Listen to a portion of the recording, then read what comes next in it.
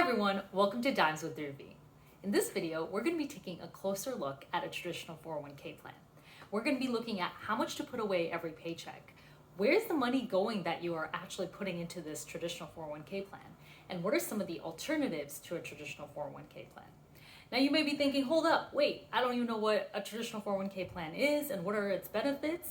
If those are the questions you have, you might want to check out part 1 of this video series right here, and will also be linked down in the description below. All right, let's go ahead and get started. So how much should I be putting away every paycheck to my 401k plan? The answer is 10 to 15%. That is the general rule of thumb. The pro tip, you want to contribute the amount that will maximize your employer contribution. If you're not utilizing your employer contribution, you really are just leaving money on the table.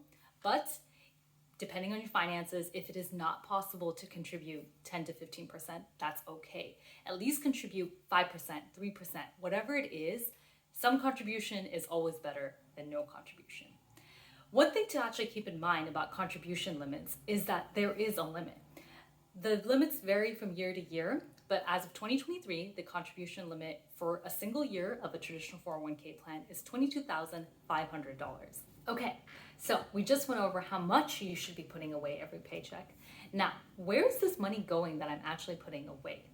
The answer is a traditional 401k plan is not just like a regular savings account. It's actually an investment plan.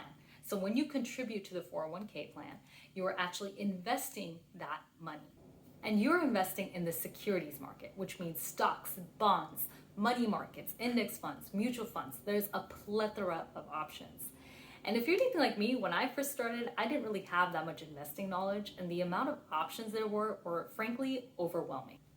And if you're in a similar boat where you want to contribute to a 401k, but the idea of actually picking the investment of where you want that money to go is daunting, a really good starting point, at least for me in my experience, has been target funds.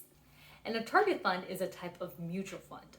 A mutual fund is the gumbo of the investment world, okay? It's a bunch of different things all put together. It's stocks, bonds, all other types of securities. So let's take a closer look with an example. Let's just say we're looking at Vanguard 2050. Vanguard 2050 is a type of mutual fund with the target date in mind, 2050. These type of target funds are actually pretty neat because they self-adjust with the target date in mind. The Vanguard 2050 has the target date of 2050, which is still quite a bit of a way. And so we have the advantage of being time on our side. So the target fund is probably investing in something that's a little more risky, right? A little more risk, the chance of more reward, especially over time. But as 2050 gets closer, the fund is automatically going to adjust itself. So it is investing in something that is much more safe, but it's also going to be more conservative, which means probably not as high of a chance of reward. So right now, maybe it is 70% stocks and 30% bonds. But as we get closer and closer to 2050, that ratio is going to switch. It's going to probably be 70% bonds and 30% stock. All right, so that is an overview of how target funds work. I just want to reiterate, there are a ton of investment options within a 401k plan, and you should definitely do your research and decide what you think works best for you. Target funds, I found in my experience, tend to be a very user-friendly option, and it's definitely a good start if you are a beginner and know you want to contribute to something but are getting overwhelmed on what to contribute. Target funds have a way of taking a lot of the tediousness out of it. That is the traditional 401k plan. I do want to briefly go over some of the alternatives to a traditional 401k plan. The most popular one compared to the traditional 401k plan is the Roth 401k.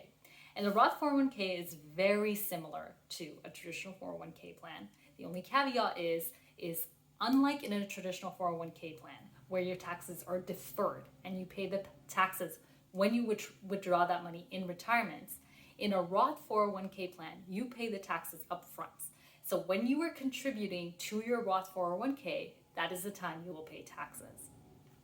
Now, the Roth 401k plan might be a good option for you if you would just like to pay the taxes right now, or if you don't feel like you're making the prime income and in retirements, when you're ready to withdraw this money, your income will be much higher. And so you're actually saving yourself money by paying taxes right now, as opposed to paying taxes in the future at a much higher income. Another popular retirement plan is the IRA.